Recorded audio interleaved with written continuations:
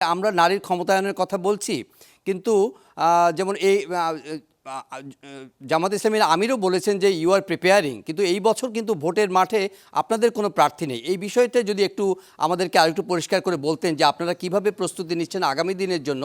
এখন কিন্তু আপনাদের দলের নির্বাচনের মাঠে নারীর অংশীদারিত্ব আমরা দেখতে পাচ্ছি না। আজকের আলোচনাটি কিন্তু আমাদের নারীর অংশীদারিত্ব এবং নারীর ক্ষমতায়নের প্রশ্ন নিয়ে আমরা এখানে সমবেত হয়েছি। এখানে আছেন ডক্টর ফাহমিদা খাতুন, নির্বাহী পরিচালক সিপিডি, রয়েছেন রাশেদা কে চৌধুরী, সাবেক উপদেষ্টা, এবং আমাদের কিছু তরুণ শিক্ষার্থী রয়েছেন।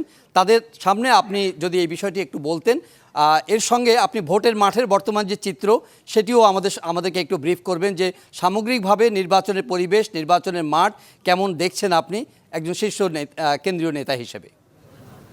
জি, বিসমিল্লাহির রহিম, আপনাদেরকে ধন্যবাদ। আপনারা জানেন যে জামাত ইসলামী পার্লামেন্টের নারীদের প্রতিনিধিত্বের ব্যাপারে একমত এবং উৎসাহী। ইতিপূর্বেই যে সমস্ত পার্লামেন্টে আমাদের প্রতিনিধিত্ব ছিল, আপনার রিজার্ভ কোটাতে, সেখানে আমাদেরও নারী প্রতিনিধিত্ব ছিল। সুতরাং নারীদের এমপি হওয়ার বিষয়টি জামাতের পূর্ব সিদ্ধান্তই ছিল এবং সেটা অব্যাহত আছে। এবার যে দীর্ঘদিন ধরে ন্যাশনাল কনসেনসাস কমিটি হয়েছে, সেখানে পার্লামেন্টের সরাসরি ভোটে নারীদের অংশগ্রহণের বিষয়টি ব্যাপক আলোচনা হয়েছে এবং সে আলোচনায় আমিও অনেক গুরুত্ব দিয়ে সেখানে অংশগ্রহণ করেছিলাম। আমাদের কনসেনসাস কমিটিতে আমরা একমত হয়েছি যে অ্যাটলিস্ট 5% নারী সদস্য সরাসরিভাবে পার্লামেন্ট ইলেকশনে অংশগ্রহণ করবে, 5 to 15%।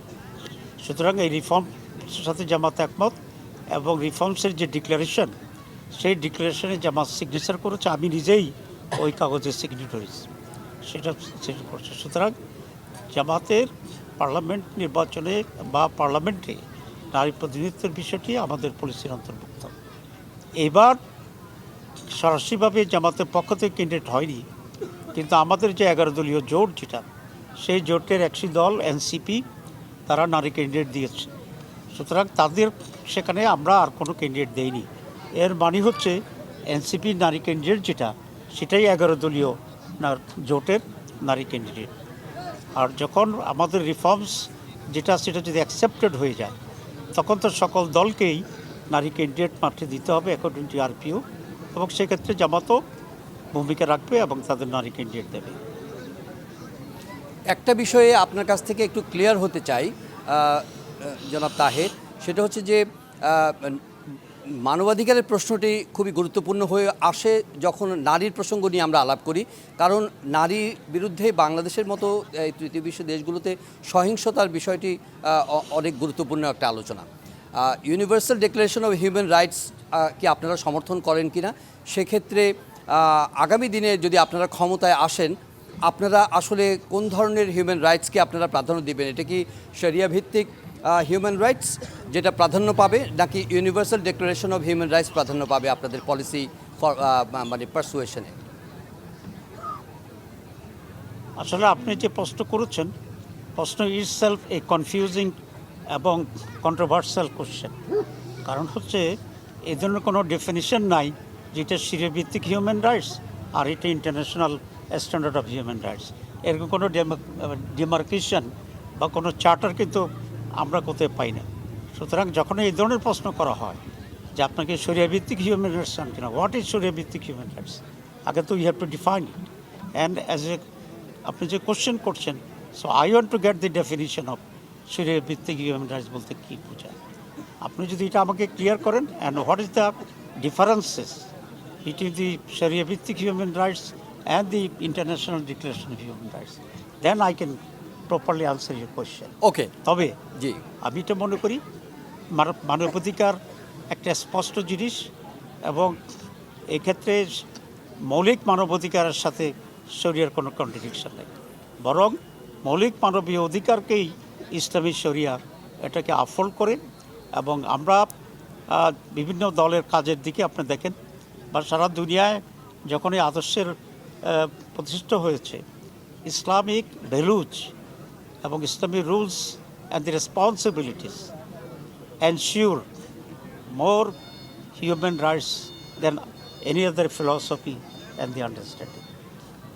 না আপনি একটু পরিষ্কার করেছেন আপনার বক্তব্যে যে ইউনিভার্সাল ডিক্লারেশন হিউম্যান রাইটসের সঙ্গে শরিয়া ভিত্তিক যেটাকে হয়তো ইন্টারপ্রেট করার বিষয় আছে এটার মধ্যে কোনো ডিফারেন্স নাই, সব কিছুর মধ্যেই ধরেন যে একটা কমন ফিচার আছে।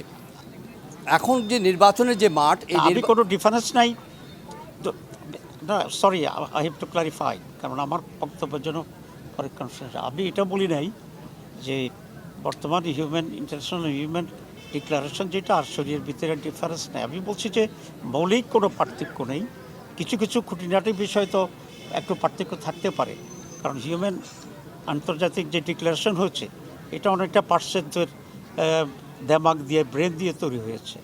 এটা যদি সার্বজনীন সকল মত আদর্শের লোকদের নিয়ে একত্রে বসে এরকম চার্টার তৈরি করা হয়, that will be a common and international human charter.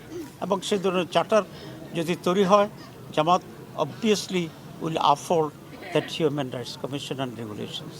পরিষ্কার, আপনার বক্তব্য একদমই পরিষ্কার।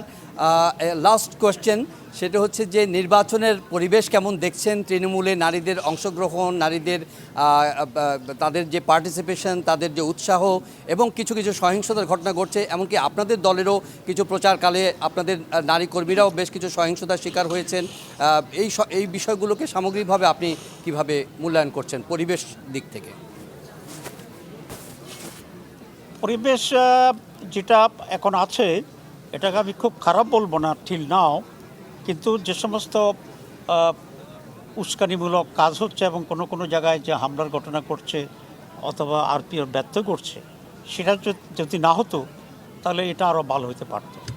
এটা যেন যে জায়গায় আসছে এটা যেন আর ডেটিরেট না করে, সেক্ষেত্রে election commission, law enforcing authority, আমাদের ইন্ডিয়ান গভর্নমেন্ট এবং যারা মাঠে কাজ করছেন, আর্মি, পুলিশ, অ্যাডমিনিস্ট্রেশনের সিভিলিয়ান ব্যুরোক্রেসি যারা আছে, সকলকে আরও আন্তরিক হওয়া উচিত।